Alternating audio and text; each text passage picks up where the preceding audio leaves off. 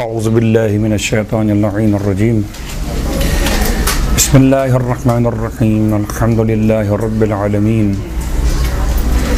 सलातु वस्सलामु अला अशरफिल अंबिया'i वल मुरसलीन सय्यिदिना अबिल क़ासिम मुहम्मद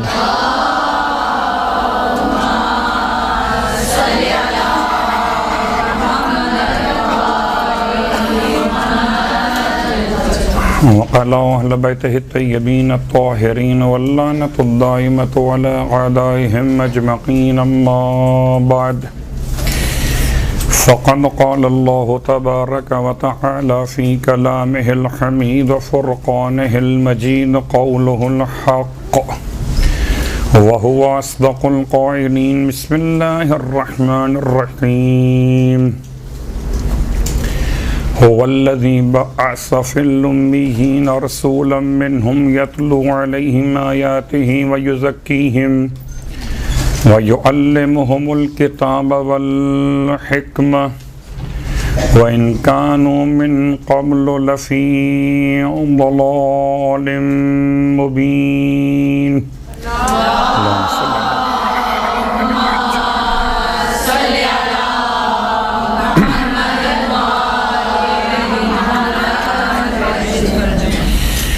तारीफ़ें खुदावंदे मुतआल वाजिबुल वजूद के लिए हैं और तमाम हम्द व सना के बाद दुरूद व सलाम उन नज़वात मुक़द्दसात के लिए जो बाइस ख़िलक़त कायनात और अशरफ़ मौजूदात हैं।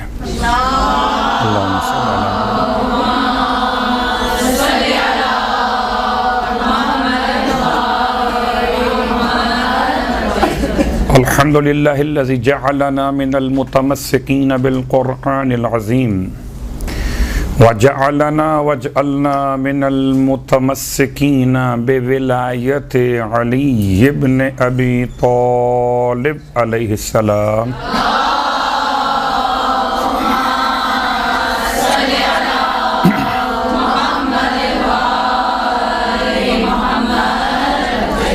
वजअलना व इय्याकुम इंशाअल्लाहु मिनत-तालिबीन बिस्सअरिल हुसैन मअ वलिय्यिही अल इमाम अल महदी मिन आल मुहम्मद अलैहिमुस्सलाम।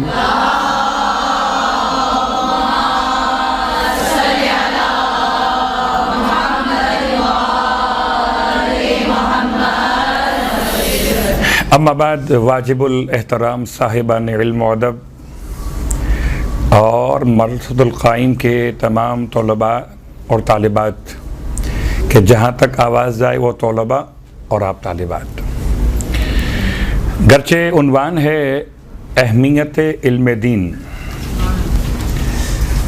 और इस उन्वान पर इंसान जितना भी गुफ्तगू करे वो नामुकम्मल रहेगी कि मुसलसल इस उन्वान का ताल्लुक़ इंसान के मब्दा से और इंसान के मआद तक है। सरनामे कलाम में हमने ख़ास तौर से इस आयत का इंतख़ाब किया और रबीउल अव्वल के आखिर इस लम्हात के अंदर अल्लाह के हबीब के मकसद बेसत के साथ इल्म दीन को मरबूत करते हुए सूरह मुबारक अल-जुमुआ की आयत नंबर 2 कि जहाँ परवरदिगार ने अपनी ज़ात का तारुफ कराते हुए आयत नंबर 1 और 2 को मिलाते हुए अपनी 5 सिफ़ात को बयान किया। पहली सिफत अल मलिक, उसके बाद अल कुद्दूस, उसके बाद अल अज़ीज़, उसके बाद अल हकीम और 5वीं सिफत हुवल्लज़ी बअसा फ़िल उम्मिय्यीन,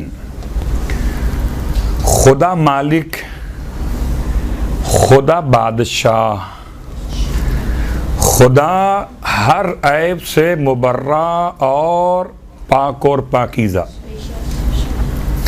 खुदा शिकस्त नापज़ीर, खुदा साहिब हिकमत अपनी तमाम तर खूबियों के साथ फिर फरमाता है कि उसने मबऊस किया उम्मीयीन में एक ऐसे रसूल को कि रसूल उन लोगों के सामने उसकी आयतों की तिलावत करते हैं और उनके नुफूस का तज़किया फरमाते हैं और उन्हें किताब और हिकमत की तालीम अता फरमाते हैं। लफ्ज़ इल्म युअल्लिम, अल्लमा युअल्लिमु मुअल्लिम। अल्लाह ने अपने हबीब की शान को इस अंदाज से बयान किया कि आपका मकसद बेइज्जत एक आयात की तिलावत, एक तज़किया नफ्स, एक किताब और हिकमत की तालीम। तो गोया पैगंबर आए थे मुअल्लिम बनकर। खुद आपके अपने अल्फाज, इन्नमा बुइस्तु मुअल्लिमा, मुझे खुदा ने मबऊस किया मुअल्लिम बनाकर।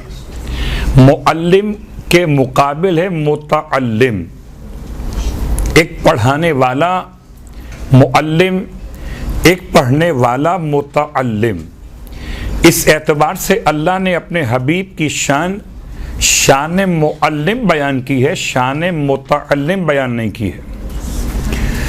अब अल्लाह के हबीब जब अपने मकसद बेइज्जत को मुकम्मल करेंगे तो ख़ास तौर से इल्म की बात आएगी।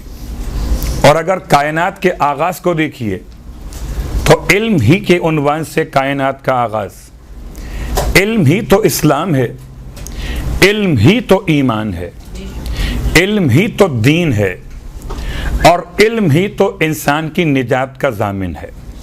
अलबत्ता इसको लफ्ज़ दीन से अगर मिला के देखा जाए, बहुत सारी अबहास से इल्म को छोड़ते हुए कि कहीं उसूली बहस शुरू ना हो जाए, इल्म की अक़साम, इल्म की अहमियत, इल्म की तारीफ़ अलग अलग अंदाज से की गई, क्योंकि हमारा उन्वान सिर्फ इल्म नहीं है बल्कि इल्म दीन की अहमियत है। अब ये तलाश करना कि दीन का इल्म से राब्ता है कि नहीं है। बाज़ अफराद ये ख्याल करते हैं शायद कि दीन और है, इल्म और है। ज़रूरत तो नहीं है। Thank you.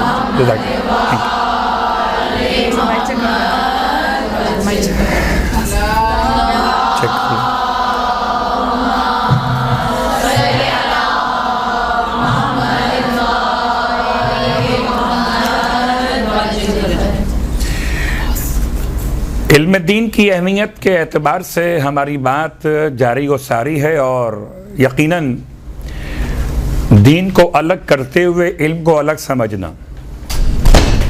परवरदिगार आलम ने हज़रत आदम अलैहिस्सलाम से ज़मीन के खिलाफत इलाहिया का आगाज़ किया और खिलाफत इलाहिया के आगाज़ में परवरदिगार ने मयार सजदा नहीं, मयार हम्दो सनाए परवरदिगार नहीं, मयार तक़दीस व तस्बीह नहीं, बल्कि रखा मयार इल्म।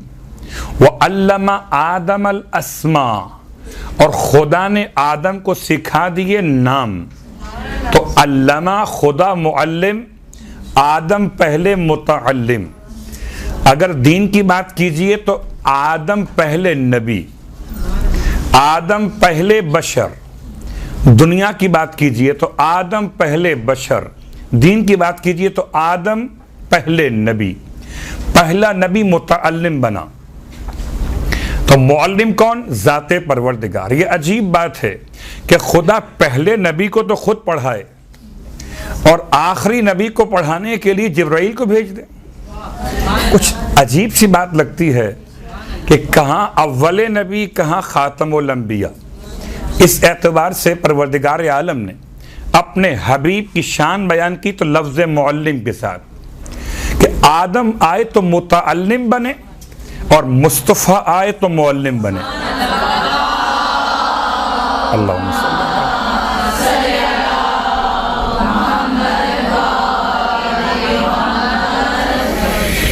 और अब गौर कीजिए कि परवरदिगार ने अपने हबीब की शान में लफ्ज़ मुअल्लिम को शामिल किया, और आज भी मुसलमान हैरान व परेशान कि पैगंबर जानते नहीं थे।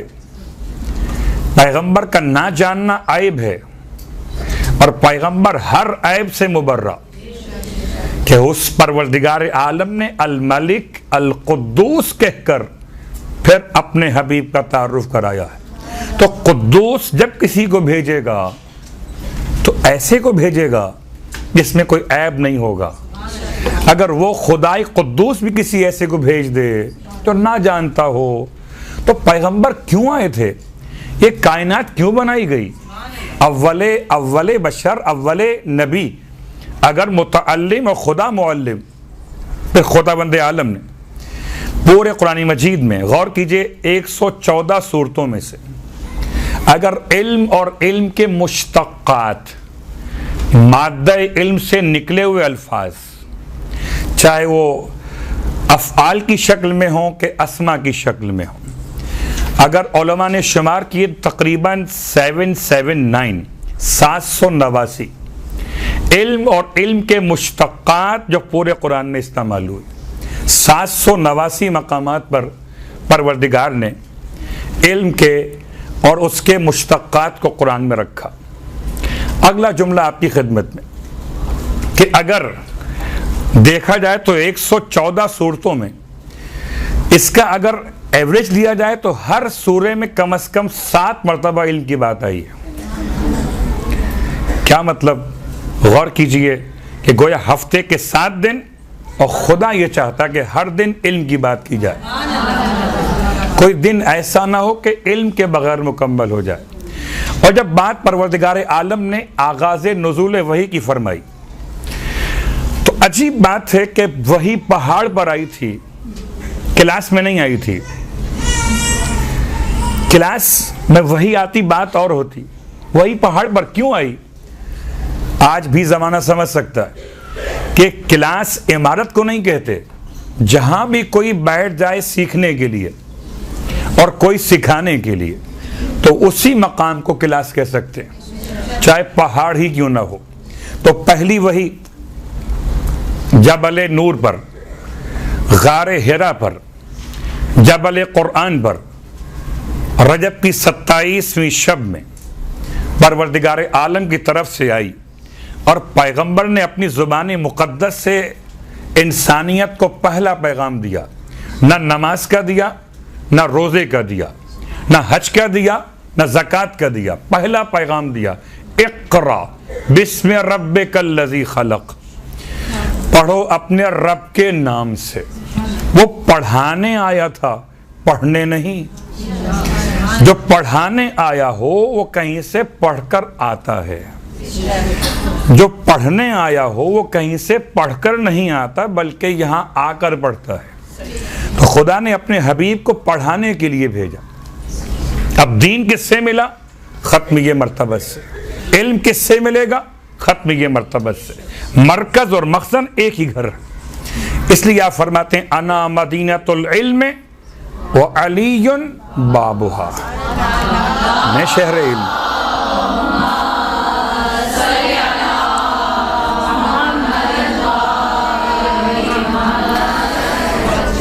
मैं शहर इल्म और अली इसका दरवाज़ा।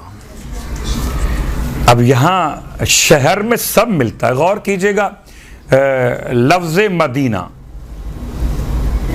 मदीना शहर के माना में इस्तेमाल हुआ, तो क्या अरबी लुगत में एक ही लफ्ज़ है शहर के लिए? क्या नहीं, और भी अल्फाज है।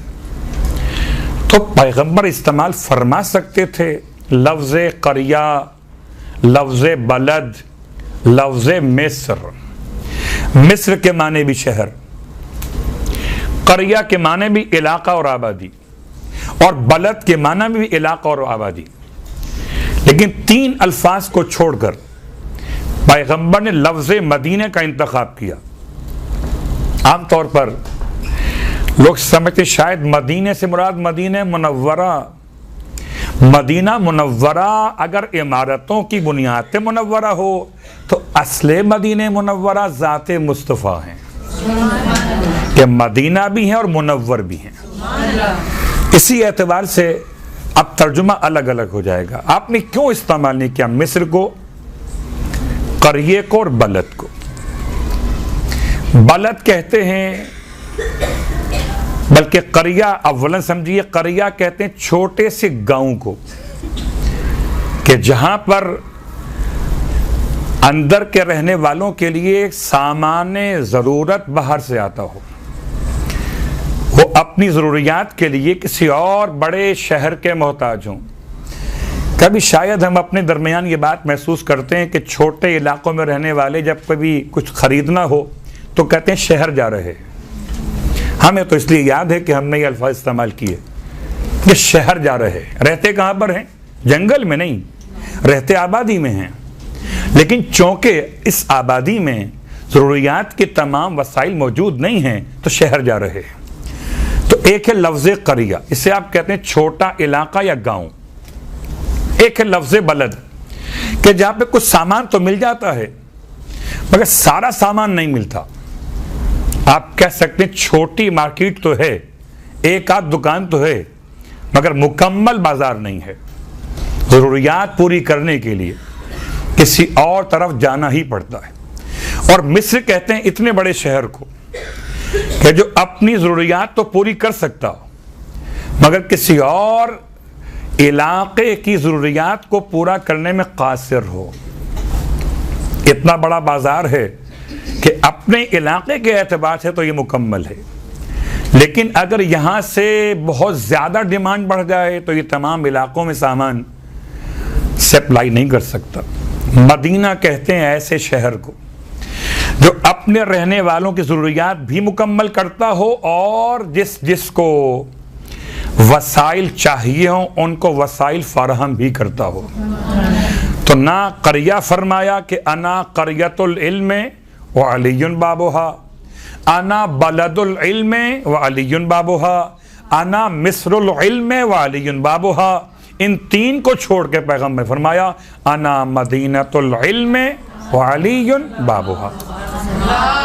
ऐसा शहर।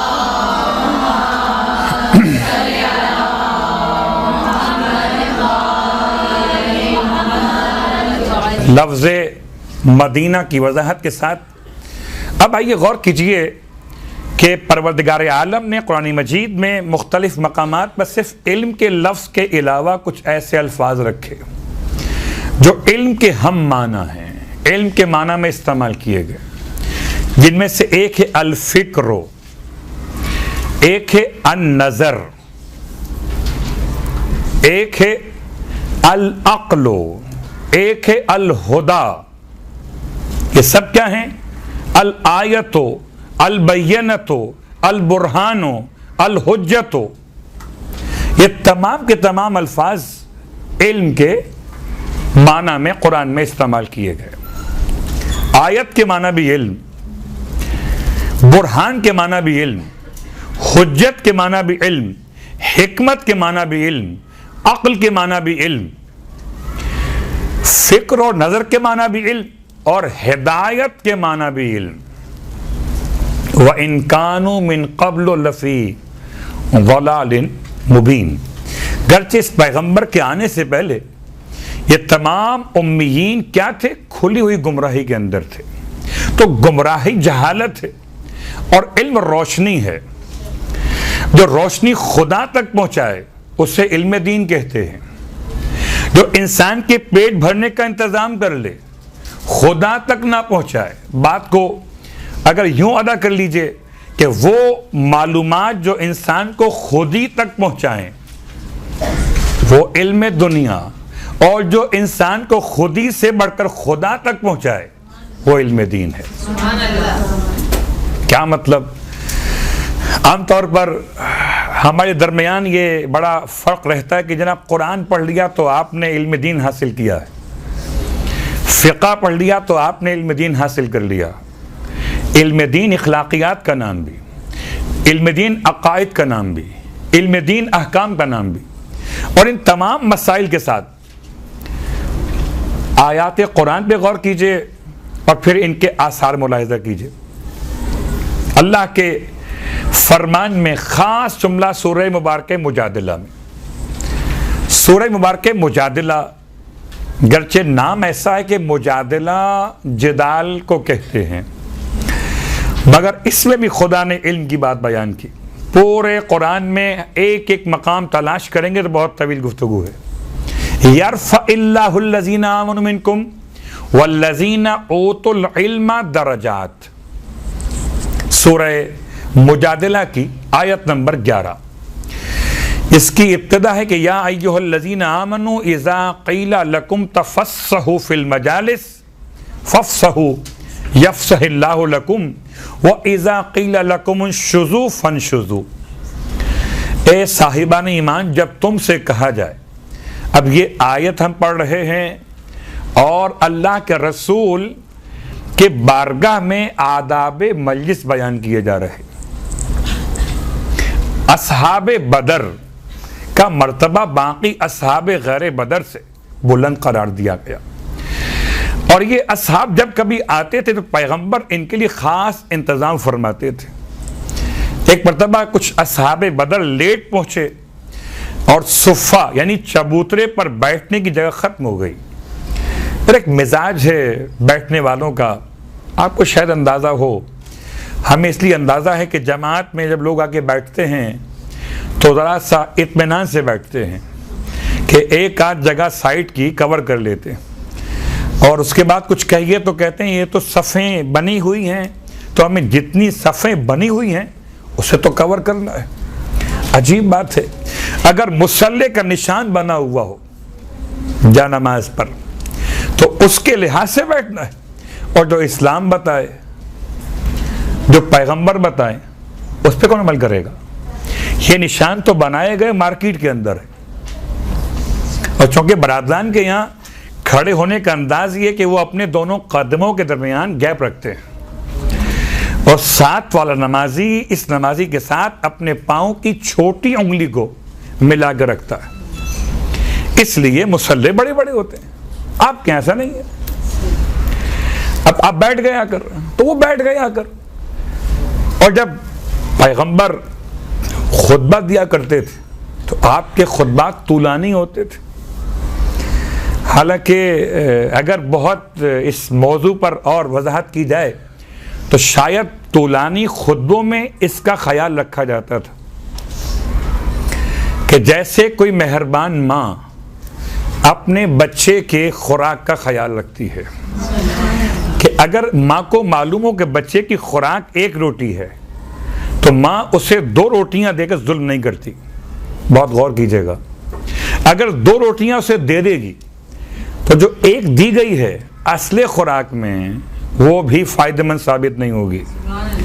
तो जैसे मादियात में इंसान की इश्तिहा के एतबार से, इंसान की ख्वाहिश के एतबार से खुराक दी जाती, ऐसे इल्मी एतबार से भी इतना ही बयान आप फरमाते थे कि लोग कबूल कर सकें। उसके बावजूद मिजाज था अरब का कि फैल के बैठ गए। असहाब बदर आगे खड़े हुए, ऐसे में पैगंबर तो खामोश रहे।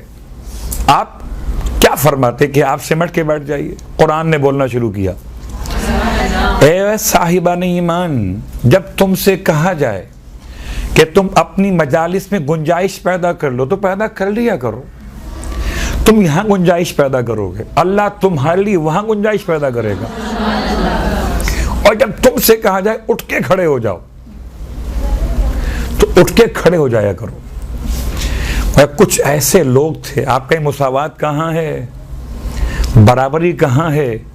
कुछ को कहा जा रहा है सिमट के बैठिए, और कुछ से कहा जाता है कि आप खड़े हो जाइए। व इज़ा क़ीला लकुम उन्शुज़ू फ़न्शुज़ू, और जब तुमसे कहा जाए कि तुम उठ के खड़े हो जाओ तो खड़े हो जाओ। यरफ़इल्लाहुल्लज़ीना आमनु मिनकुम वल्लज़ीना ऊतुल इल्मा दरजात। अल्लाह बुलंद करता है और करता रहेगा तुम में से जो मोमिन है उनके दर्जात को, और जिनको इल्म दिया गया उनके दर्जात को। तो खुदा का वादा है कि इल्म जिसके पास होगा उसके दर्जात बुलंद होते रहेंगे। और अब गौर कीजिए कि सरकार ख़त्म ये मर्तबा सल्लल्लाहु अलैहि वसल्लम, अल्लाहुम्मा सल्ली अला,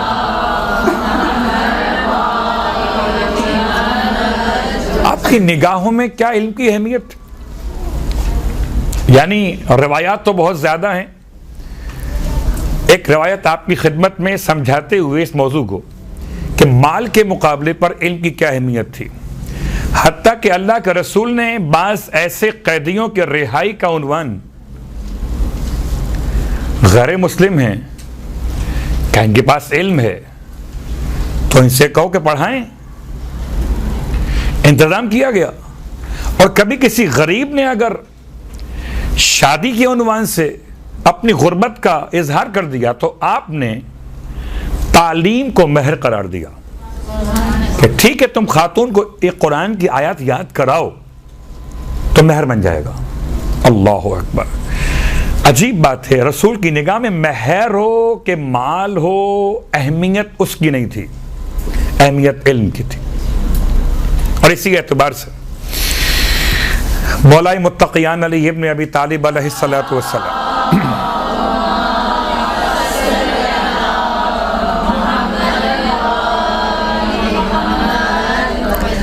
फरमाते हैं, और ये ख़ास जुमला मौला का जनाब कुमैल इब्न ज़ियाद से, या कुमैल अल इल्मु खैरुम मिनल माल, अल इल्मु यहरुसुका व अंता तहरुसुल माल वल मालो तनकुसु हु अन्नफ़क़ा वल इल्मु यज़क्कु अलल इन्फ़ाक़। इमाम इरशाद फरमाते हैं, कुमैल अल इल्मु खैरुम मिनल माल, इल्म माल से बेहतर है। आज हम शायद तायद तो कर रहे हों मगर प्रैक्टिकल लाइफ में बड़ा मुश्किल मौजू है, ये आसान नहीं है। इसलिए कि माल से दुनिया खरीदी जाती है, इल्म से दुनिया नहीं मिलती। ये भी शायद इंसान की भूल है। इल्म ही बाइस बनता है कि इंसान इस काबिल हो कि साहिब माल हो सके। फरमाते हैं कुमैल, इल्म माल से बेहतर, अल इल्मो यहरुसुका, इल्म तुम्हारा हारिस है, तुम्हारा निगहबान है, तुम्हारा मुहाफिज है। और जबकि वह अंता तहरुसुल माल, माल के तुम मुहाफिज हो। माल अगर तुम्हारे पास हो तो तुम माल के मुहाफिज और इल्म तुम्हारा मुहाफिज। अल्लाहु अकबर। सिक्योरिटी गार्ड चाहिए, जान को खतरा है। इमाम फरमाते तुम्हारा मुहाफिज इल्म है। कौन सा खतरा? एक जान को खतरा, एक ईमान को खतरा। और आप समझ सकते कि लोग आजकल कहते हैं जान बची तो लाखों पाए। पता नहीं मुहावरा कहां से आया कि जान बची तो लाखों पाए। मैं कहता हूं ईमान बचा तो फिर लाखों नहीं बेशुमार पाए। शुमार ही मुमकिन नहीं है। यहां जान बचाने के लिए इंसान अपनी जान के लिए मुहाफिज इख्तियार करता। इमाम फरमाते कुमैल, इल्म इंसान का मुहाफिज। अगर इल्म इंसान के साथ तो इंसान को किसी और मुहाफिज की हाजत नहीं है। इसीलिए हम मुशाहिदा करते हैं कि मौलाई मुत्तक़ियान ने अपने साथ किसी मुहाफिज को नहीं रखा, हत्ता कि उस रात में भी अकेले गए जिस रात के बारे में आपसे वादा लिया गया था। आपके साथ कोई मुहाफिज नहीं था। ये एक समझाने का अंदाज है, वरना इल्म की मुहाफिजत जान की नहीं होती। इल्म मेरे और आपके अकीदे का मुहाफिज है। मजलिस में जाने वाले सामे का मुहाफिज है, मजलिस पढ़ने वाले खतीब का मुहाफिज है, इल्म नमाज पढ़ने वाले नमाजी का मुहाफिज है, इल्म कुरान पढ़ने वाले कारी का मुहाफिज है। अगर इल्म हो तो इंसान गुमराही से बच सकता है, वरना मैं अब अल्फाज बदल दूं कि इल्म मुहाफिज है फेसबुक इस्तेमाल करने वालों का। अगर इल्म ना हो तो ये फेसबुक जो है हमारे ईमान के लिए ऐसे ही खतरा है जैसे बाहर हमारी जान के खतरात मौजूद हैं। अल इल्मु खैर मिनल माल। फिर इमाम फरमाते कुमैल, माल की बुराई एक ये है कि माल खर्च करने से कम हो जाता है और इल्म खर्च करने से बढ़ जाता है। तो या आप यूं समझिए कि माल इंसान को बखील बनाता है और इल्म इंसान को करीम बनाता है। कि इंसान बुखल करता कभी जबकि उसे मालूम हो कि ये कम हो जाएगा, और जहां मालूम हो कि कम नहीं होगा, मिसाल के तौर पर मादी मिसाल है कि अगर आप समंदर के पास खड़े हों तो आपको पानी भर के देने में कोई मुश्किल पेश नहीं आती। समंदर, कोई आपसे पानी मांगे हाथ धोने के लिए, पाँव साफ करने के लिए, तो आप पानी भर भर के दे सकते। समंदर है ना, कम तो नहीं होगा। लेकिन अगर यही पानी किसी बोतल के अंदर हो, कोई आपसे मांगे कि हाथ धोने पाँव धोने, तो आप नाप तोल के देंगे, क्योंकि पानी खत्म हो जाएगा। तो जो खत्म हो जाए उस चीज को देने में इंसान बखील हो सकता है, और जो खत्म ना होती हो बल्कि बढ़ जाती हो। शायद समंदर भी इल्म के मुकाबले पर वो कमाल नहीं रखता कि समंदर भी बिल आखिर अगर उससे पानी लिया जाए तो शायद महसूस हो कि पानी कम हो गया। लेकिन इमाम फरमाते हैं जो खुद इल्म का समंदर है। जब अब्दुल्ला इब्न अब्बास ने किसी ने पूछा कि आप भी आलिम हैं और अली भी आलिम थे, तो आपके आलिम होने में और अली अलैहिस्सलाम के आलिम होने में क्या फ़र्क है? इब्न अब्बास ने अजीब जवाब दिया। फरमाते हैं तुम्हें इल्म से क्या मतलब, तुम क्या समझोगे इल्म की बातों को?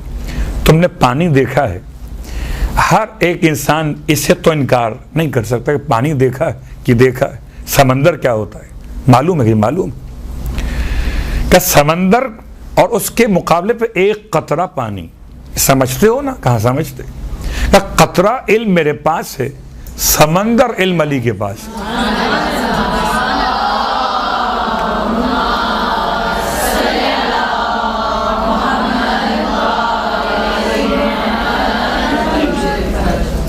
उसके बाद एक और रिवायत आपकी खिदमत में, और ये रिवायत सरकार ख़त्म ये मर्तबा सल्लल्लाहु अलैहि वसल्लम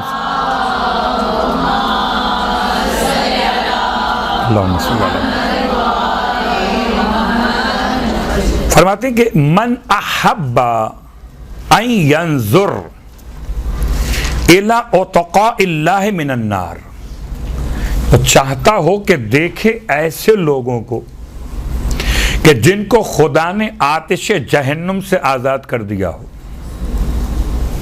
जो चाहता है कि देखे ऐसे लोगों को कि जिनको खुदा ने आतिश जहन्नुम से आज़ाद कर दिया हो, फल यंजुर इलल मुतअल्लिमीन, बस उसे चाहिए देखे मुतअल्लिमीन को, यानी मुअल्लिमीन नहीं, मुतअल्लिमीन, इल्म हासिल करने वालों को।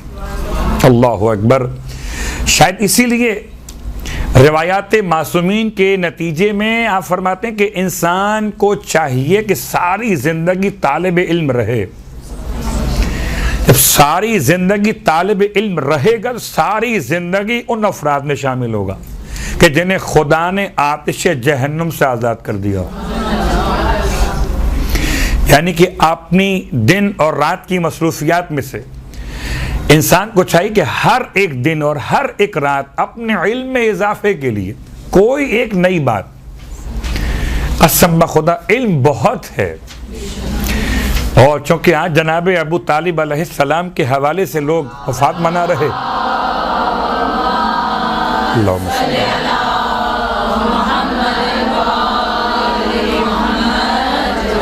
हजरत अबू तालिब अलैहिस्सलाम साहिब इल्म थे कि नहीं थे? आपने कौन सी डिग्री हासिल की थी? मास्टर्स थे, डॉक्टरेट आपने किया हुआ था, क्या थे आप? क्या वारिसे वसी नबी थे, वारिसे काबा थे और कफीले मुस्तफ़ा थे। अगर कफीले मरियम साहिब कलम हो तो कफीले मुस्तफ़ा साहिब इल्म तो होगा। हजरत मरियम का कफील कौन? जनाब ज़करिया अलैहिस्सलाम। तो कम से कम लेवल देखिए मरियम का और मुस्तफ़ा सल्लल्लाहु अलैहि वसल्लम।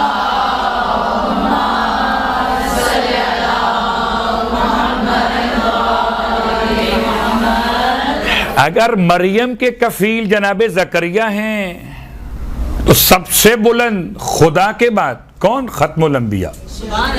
आपका कफील इतना बुलंद होना चाहिए जो ज़करिया से भी बुलंद हो।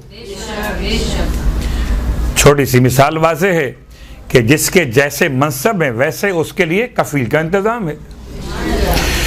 तो बात जनाबे अबू तालिब अलैहिस्सलाम के हवाले से हकीम इब्ने सैफी, स्वाद ये फे और ये सैफी, हकीम इब्ने सैफी एक शख्स अरब में गुजरा है, बड़ा पढ़ा लिखा इंसान, हिकमत के एतबार से, अदब के लिहाज से, और अरबी अदब में ख़ास कमाल हासिल किया। इससे पूछा गया कि तुम्हारा उस्ताद कौन है? तो शायद कभी कभी लोग पूछते हैं कि अगर जनाब अबू तालिब आलिम थे तो आपका शागिर्द कौन है? तो मैं कहता हूं कि अगर शागिर्द अबू तालिब तलाश करने हैं तो उनको देख लें जो अबू तालिब की गोद में पले हों। तो यहां तो आकर लोग रुक जाते हैं। हकीम इब्ने सैफी ये तो गोद में पाला हुआ नहीं है। इससे पूछा गया कि तुम्हारा उस्ताद इल्म में, हिकमत में, अदब में कौन है? अजीब बात, इसने किसी का नाम नहीं लिया सिवाय जनाब अबू तालिब के। मेरा उस्ताद अबू तालिब।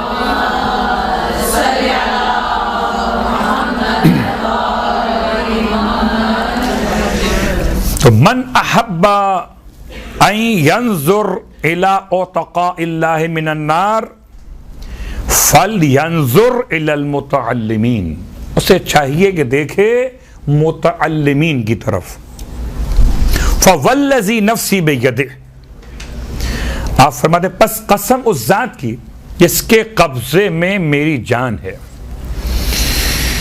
मा मिन मुतअल्लिमिन यख्तलिफु इला बाबिल आलिम इल्ला कतबल्लाहु लहू बिकुल्लि कदमिन इबादतो सनतिन। फरमाते कोई इल्म हासिल करने वाला आलिम के दरवाजे की तरफ जाने के लिए कदम उठाता नहीं है, मगर हर एक कदम के बदले खुदा उसे 1 साल की इबादत का सवाब अता करता है। 1 साल की इबादत मामूली नहीं है। इसका अंदाज़ा ऐसे हो जाता है, वैसे तो हम पढ़ दें और आप सुन लीजिए, खुदा मालूम क्या होती है 1 साल की इबादत।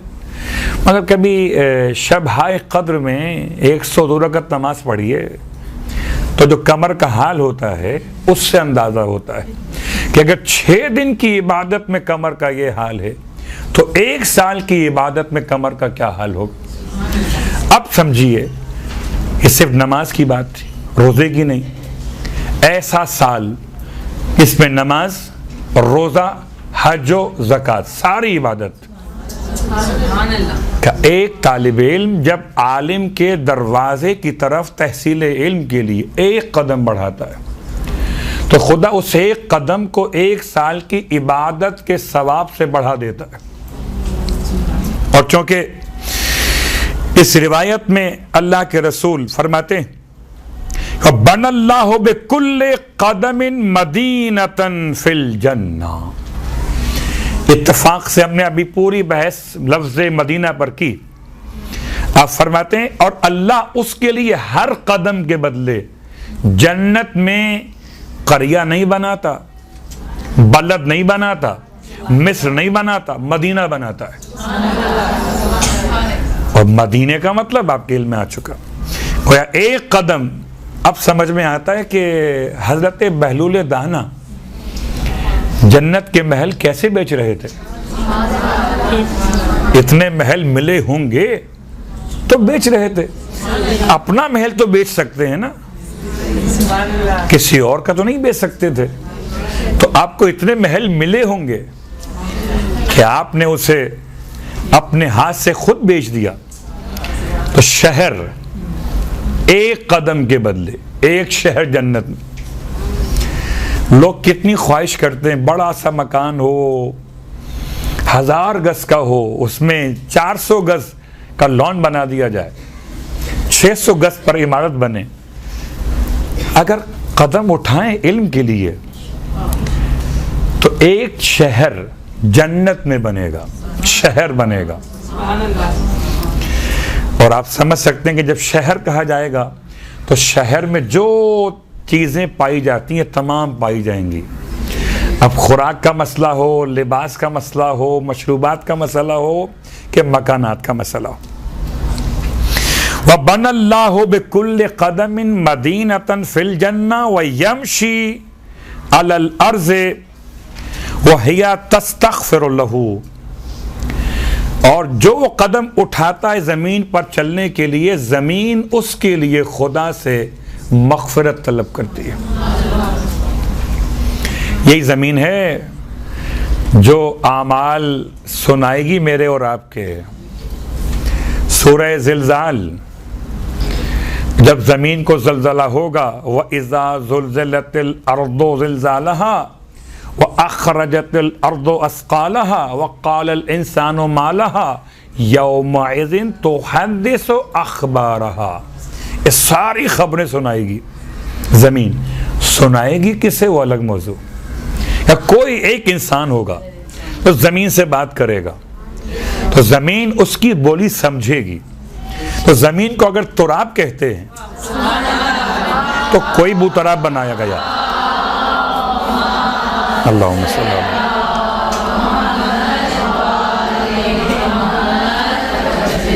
गोया ये तालिब इल्म की बात हो रही है, मुतअल्लिमीन की बात हो रही है। इल्म दीन की अहमियत में आपके कदम किसी दरवाज़े आलिम की तरफ उठें।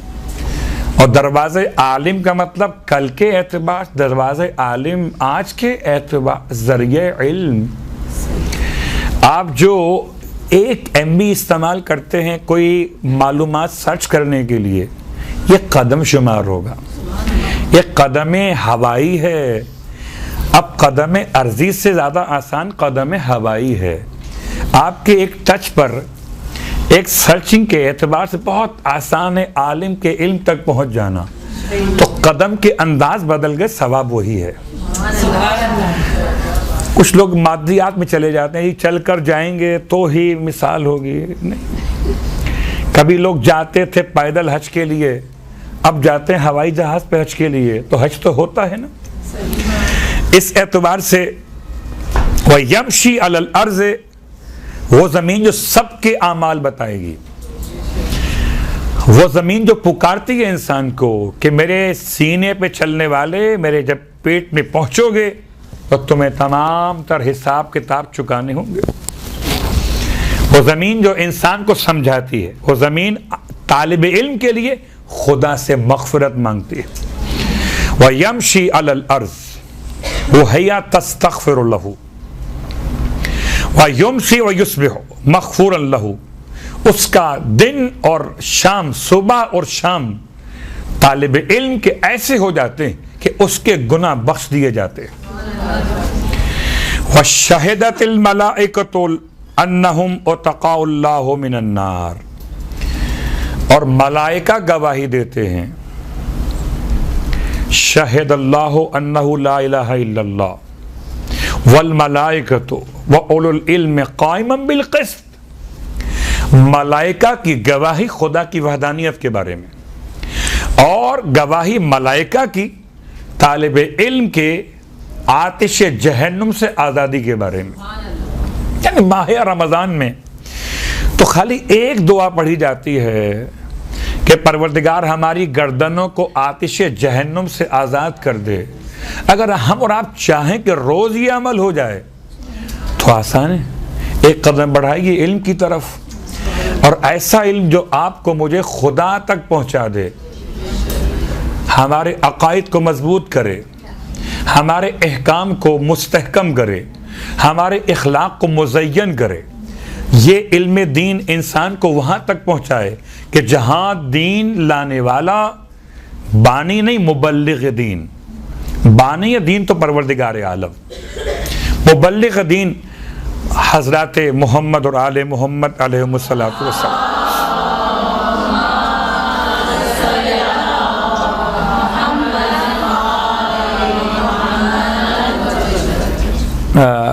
पता नहीं बात शेयर करनी चाहिए इस मकाम पर।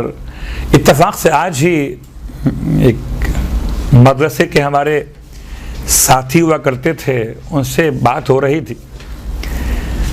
अजीब सी बात कर रहे थे वो, बज़ाहिर ऐसा लगता था जैसे वो कुछ समझाना चाह रहे थे, शायद बात वाज़ेह नहीं हो पाई। कहने लगे एक जगह मजलिस पढ़ने के लिए गए, और मजलिस पढ़ने के बाद लोगों ने वो एक मसला के रोज़गार नहीं है, बेरोज़गारी बहुत बढ़ गई है।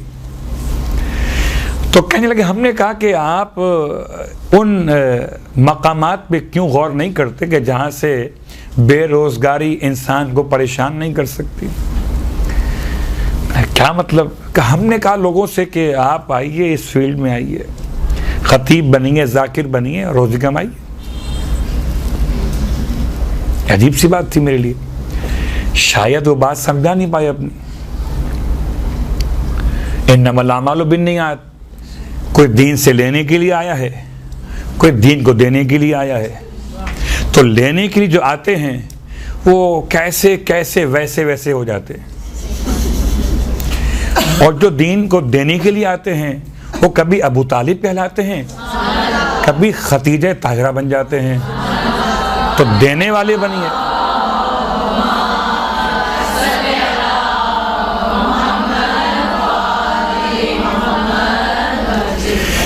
तो ये जो हम हदीस पढ़ने जा रहे हैं, उससे पहले मैंने मुकदमा कायम किया कि आया इल्म दीन की अहमियत को देखते हुए एक तस्वुर ये कायम किया जा रहा कि एक रोज़गार का ज़रिया ये भी तो है।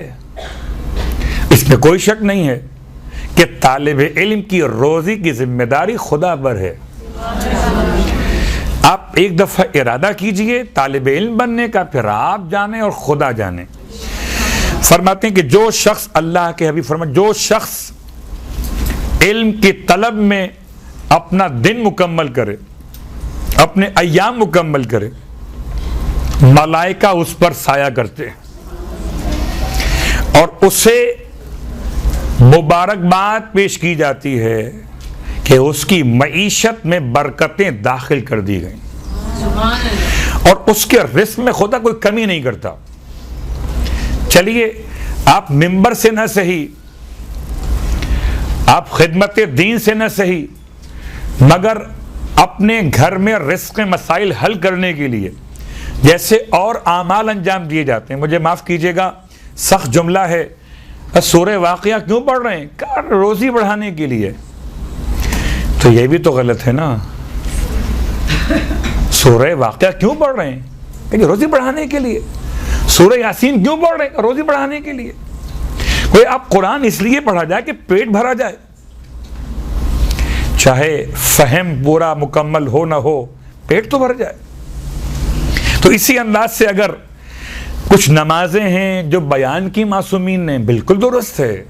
वुसअत रिज़्क़ की नमाज है, बरकत की नमाजें हैं, बिल्कुल दुरुस्त है। अदायगी कर्ज की नमाज है, तमाम बातें ठीक हैं, दुआएं भी हैं, कुरान की सूरतें भी हैं, लेकिन असले मकसद ये नहीं है।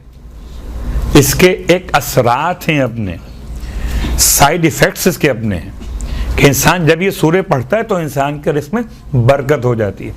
ऐसे तालिब इल्म ये सोचकर आप इल्म की तरफ कदम बढ़ाइए कि हम अपने घर में जैसे साथ देते मुआशी एतबार से कि घर के मसाइल बेहतर हों, तो यकीन कामिल के साथ अल्लाह के हबीब सादिक और अमीन यहां तक कि खुद इमाम फरमाते हैं, ना मैंने कभी झूठ बोला और ना कभी झुटलाया गया। तो अगर इमाम ऐसे, तो इमाम का रहनुमा कैसा होगा, इमामों का इमाम कैसा होगा। ना झूठ बोला और ना कभी झुटलाए गए। अल्लाह के हबीब के हर कलमे में, आपके हर कौल में एक मुकम्मल पैगाम मौजूद है। इस एतबार से आप फरमाते कि जो इंसान तालिबे इल्मी की जिंदगी इख्तियार कर ले, खुदा उसके रिस्क में कमी होने नहीं देता। अगर आप इस नीयत से मदरसे को ज्वाइन कीजिए, इस नीयत से आप किताब खोलिए, इस नीयत से आप मालूमात सर्च कीजिए कि आप तालिबे इल्म बन रहे हैं, और अल्लाह के रसूल का वादा है कि तालिबे इल्म के रिस्क में कमी नहीं होती। हविस और है, रिस्क और है। हविस तो ख़त्म होती नहीं है, और रिस्क इंसान के लिए खुदा की तरफ से मुअय्यन शुदा है। अब एक अंदाज इल्म दीन को समझाने के लिए एक और हदीस, और ये हदीस इन दोनों बातों को मिला रही कि दुनिया और दीन के इल्म को अलग करना खुद एक बहुत बड़ा मसला। और शायद इसी हवाले से तबाही, इसी हवाले से एक कैफियत इंतशार की पैदा हुई कि जब हम गए दुनिया के मदरसे में तो खुदा कुछ और पढ़ा, जब आए दीन के मदरसे में तो खुदा कुछ और पढ़ा। वहां की थ्योरी कुछ और पढ़ी थी, यहां पर आए तो कहा जी कुरान ये कहता है। अजीब बात है, मकतब अहले बैत इस बात का भरपूर ऐलान कर चुका कि हमारे और आपके दर्सगाहों में मासूमीन के फरमीन ने हर इल्म को अता किया है, जैसे कि इमाम जाफर सादिक अलैहिस्सलातु वस्सलाम, अल्लाहुम्मा सल्ली अला इरशाद फरमाते हैं अल्लाह के रसूल, जब किसी ने पूछा या रसूल अल्लाह मल इल्म, इल्म क्या है।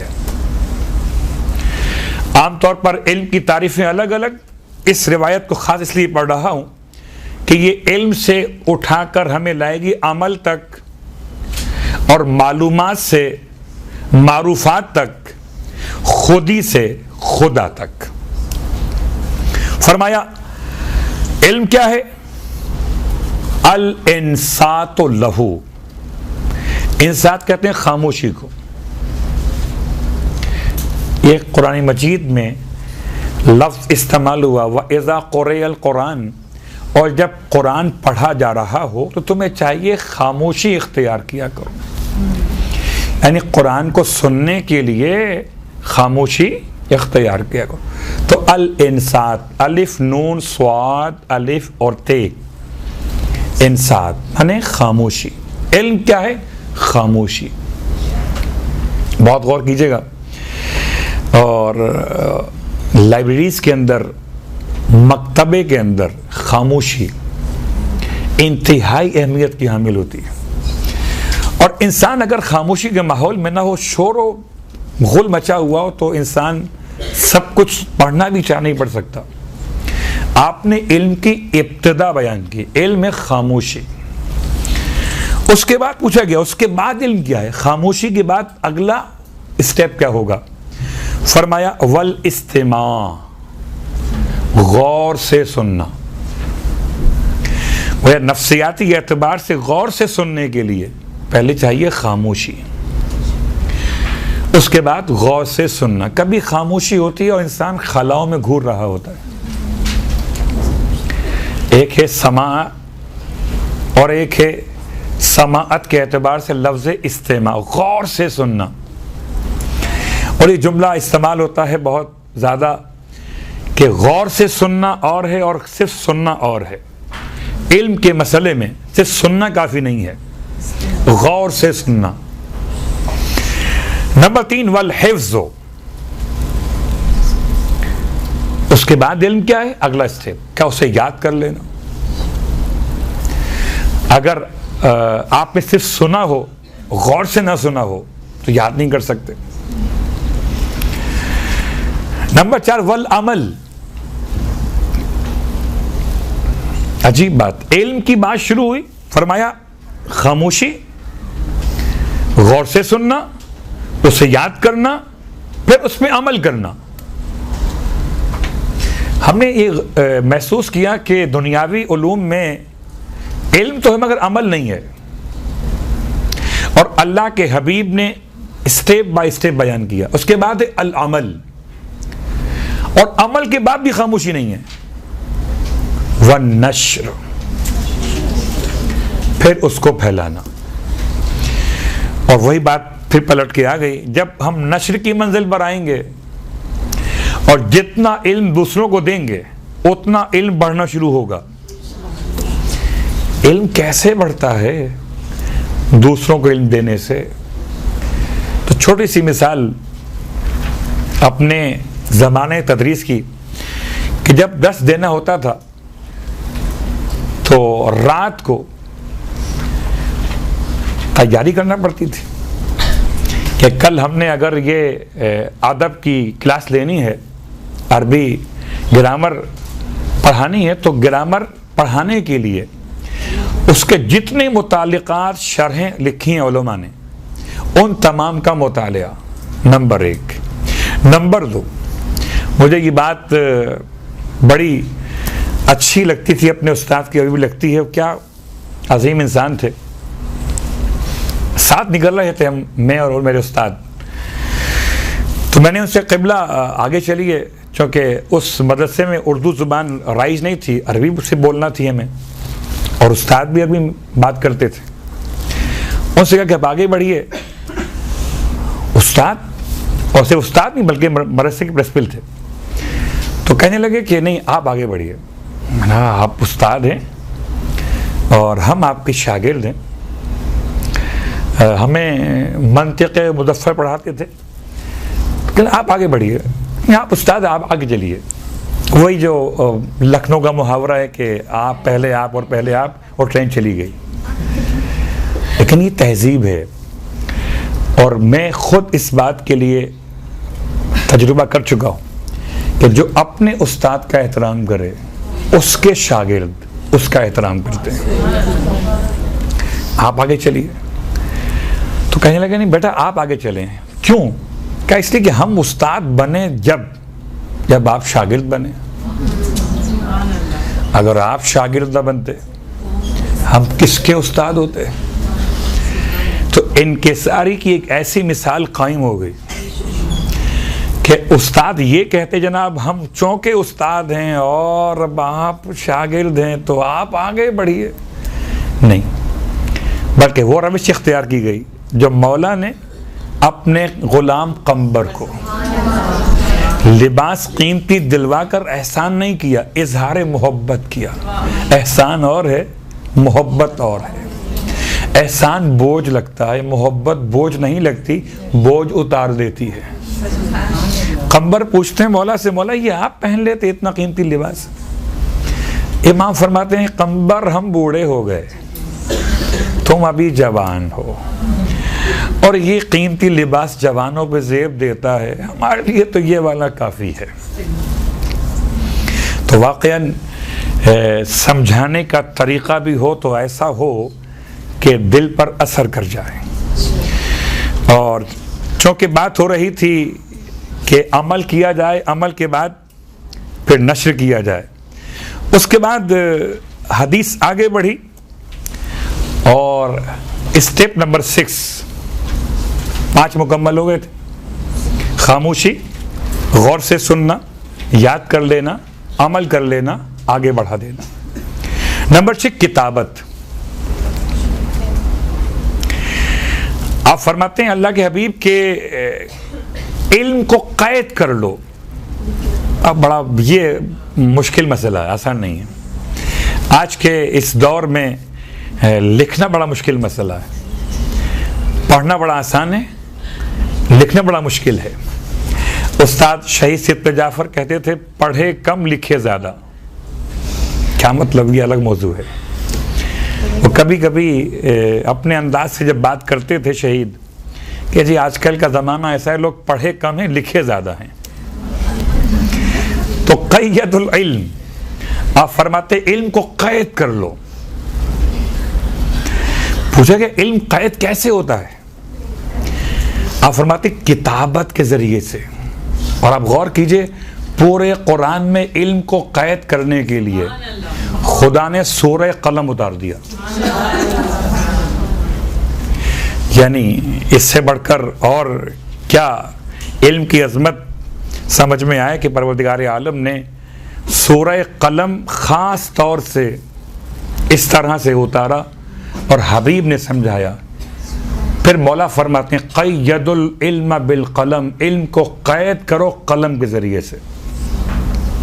गर्चे इसमें बहुत मुश्किल है, वक्त बड़ा चाहिए, लेकिन मैं समझता हूँ कि अगर आप कभी लिख लें तो बड़ी आसानी हो जाती है। आसानी क्या हो जाती है? कभी बाद में 10 साल बाद, 20 साल बाद, देखिए मैं अल्फाज अदा कर रहा हूँ, ये अल्फाज हवा में चले जाते हैं।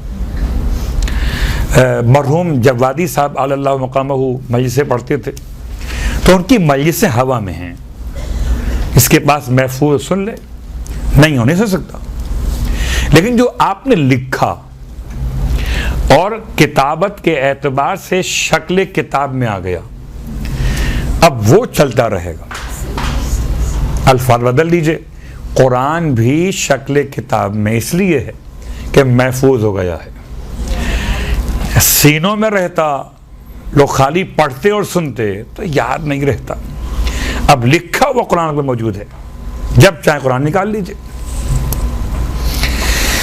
खैर, अब लिखने का अंदाज बदल गया। अब तो आपने स्क्रीनशॉट लिया और महफूज कर लिया, लेकिन बहरहाल जिस वक्त ये डिवाइस साथ छोड़ दे, ऐसा ना हो कि ये किताबें पानी में गिर गई तो इल्म चला गया। तो क़य्यदुल इल्म बिल कलम, इल्म को कैद कीजिए कलम के जरिए से। उसके बाद नंबर 6 के बाद नंबर 7 अल मुज़ाकरा, यानी एक दूसरे के साथ इल्मी अभ्यास और इल्मी नशिस्त कायम करना।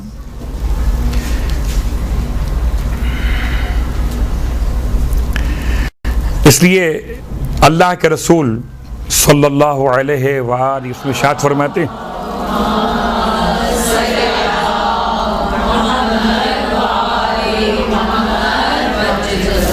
कि मुज़ाकरा करो अहले दीन और अहले वरा के साथ, दीदार भी हो और साहिबे तक़वा और परहेजगारी हो। और इसमें कोई शक नहीं कि हमारे दरमियान जो मसाइल तरबियत हैं, हम परेशान शायद कम होते हैं कि हम तो खुद बाअमल अपने घर में अपने बच्चों की तरबियत के हवाले से हमने उस्ताद का इंतखाब कैसा किया। उस्ताद अगर बेअमल हो, आप गौर कीजिएगा कि सिर्फ हिजाब की बात करें अगर ख़वातीन के एतबार से, तो अगर मेरे घर में बच्चों की जो टीचर स्कूल में बेहिजाब हो और घर में माँ हिजाब करे, तो एक जहन में सवाल पैदा होता है, उस्ताद का मकाम, उस्ताद एक बाप है, तो ये उस्ताद बगैर हिजाब के, एक मेरे वालिदैन ये हिजाब के साथ मेरी वालिदा, क्या मतलब है इसका? सही कौन है, गलत कौन है? हिजाब सही है जो मेरी माँ कर रही हैं, या बेहिजाबी सही है जो उस्ताद कर रहे हैं? आप फरमाते मुज़ाकरा करो, और ये वाक़ईन सरमाया इंसान खर्च करे अच्छे उस्ताद के इंतखाब के लिए, कि जो तरबियत में उतना ही बड़ा आमिल है जितना बड़ा खुद इंसान अपने बच्चों के लिए। मेरे अमल को देखकर मेरे बच्चे तरबियत हासिल करते हैं, इसी तरह उस्ताद के अमल को देखकर उस्ताद झूठ बोले, उस्ताद बच्चों के साथ ऐसी गुफ्तगू करे कि जो तरबियत के खिलाफ हो, तो आप फरमाते हैं कि मुज़ाकरा करो। यानी अगर आप किसी के साथ इल्मी नशिस्त रखना चाहते हैं तो खाली इल्म देख के मत रखिए, दीन देख के रखिए और तक़वा देख के रखिए। हो सकता है किसी के पास इल्म हो, दीन ना हो। इल्म हो दीन भी हो, तकवा ना हो। तो मुज़ाकरा जब भी हो तो साहिब दीन और साहिब वरा से हो। उसके बाद अल्लाह के रसूल फरमाते हैं कि अगला मरहला अस्सवाल, और ये रिवायत इमाम जाफर सादिक अलैहिस्सलाम की।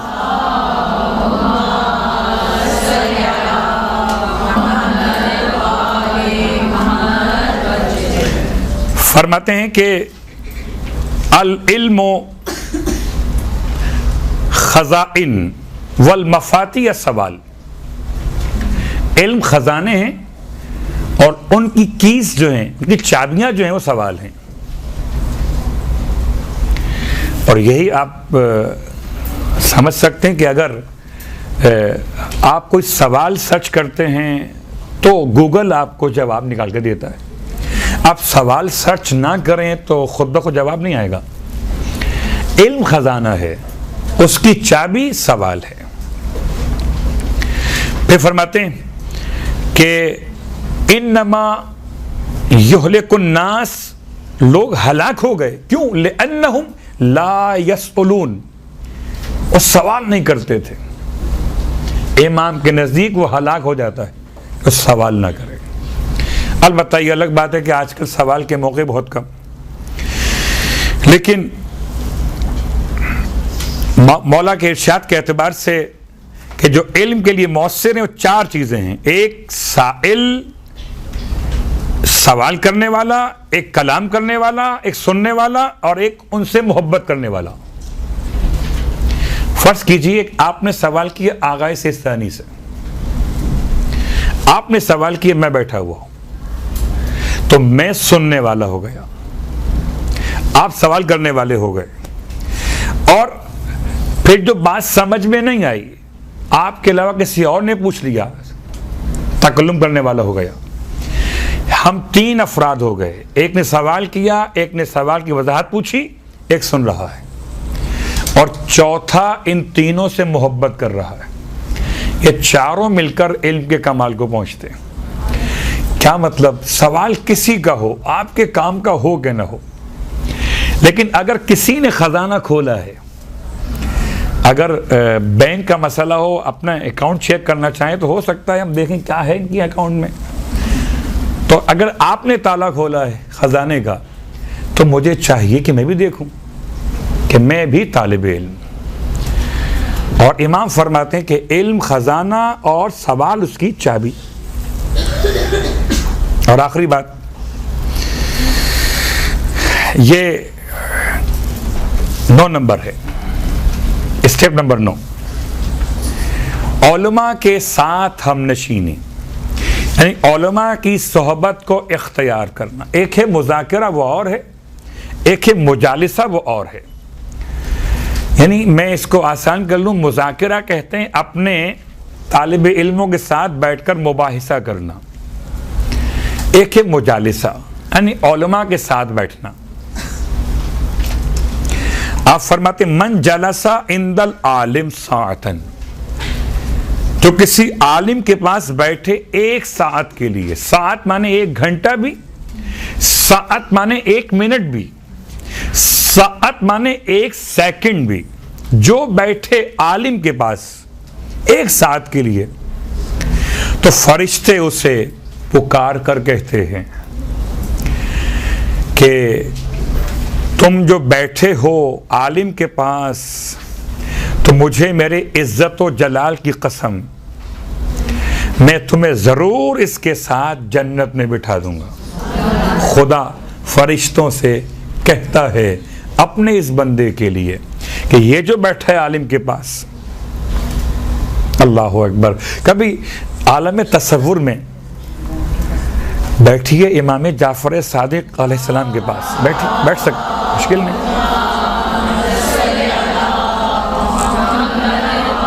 बैठ सकते। यानी अगर आप अपने हाजात की बराबरी के लिए आप आइम्मा से तवस्सुल करते हैं, बहुत गहरा करते हैं, तो क्या मौला फरमाते नहीं हैं कि अगर मैं चाहता हूं अल्लाह मुझसे बातें करे, तो मैं कुरान पढ़ने लगता हूँ, और मैं चाहता हूँ मैं अल्लाह से बातें करूँ तो नमाज पढ़ने लगता हूँ। अगर हम चाहते हैं कि मौलाए कायनात हमसे बातें करें तो पढ़िए नहजुल बलागा। हम चाहते हैं कि छठे इमाम हमसे बातें करें तो पढ़िए उसूल काफ़ी। और हम चाहते हैं कि हम इमाम से बातें करें तो उसी पढ़ी हुई बात पे अमल कीजिए, या फिर हम इमाम से बातें करने वालों में शामिल हो गए। जैसे इमाम कहते जा रहे हैं हम ऐसे करते जा रहे हैं। तो खुदावंद आलम की बारगाह में इस दुआ के साथ कि जो इल्म दीन की अहमियत हमारे पेश निगाह रही इस तकरीर के दौरान, परवरदिगार हमारे इस अमल को अपनी बारगाह में कबूल फरमाए और हमारा शुमार रोज़े क़यामत जाहिलों में न हो। हमारा शुमार ज़िंदगी भर और रोज़े क़यामत तालिब इल्मों में किया जाए। और परवरदिगार हमें वो मौका अता फरमाए कि हम तालिब इल्म उस मकाम पर पहुँचें कि जहाँ ज़माने का इमाम तशरीफ़ फरमा हो और हम उनसे इस्तिफ़ादा कर रहे हों। परवरदिगार इल्म के साथ साथ हम सबको अमल की तौफ़ीक़ भी अता फरमाए और इमाम अलैहिस्सलाम के वसीले से जनाब अबू तालिब अलैहिस्सलाम की टूटी हुई कब्र की तामीर के असबाब फराहम फरमाए। जन्नतुल बकी और जन्नतुल मुअल्ला, इन दोनों कब्रिस्तानों में और इनके मा सिवा शहदाए उहद और दीगर मकामात मुक़द्दसा के जो वीरान कर दिए गए हैं उनकी तामीर नौ के असबाब फराहम फरमाए। रब्बना तक़ब्बल मिन्ना इन्नका अंतस समीउल अलीम बजाए मुहम्मदिन व आलिहिल मासूमीन बरहमतिका या अरहमर राहिमीन।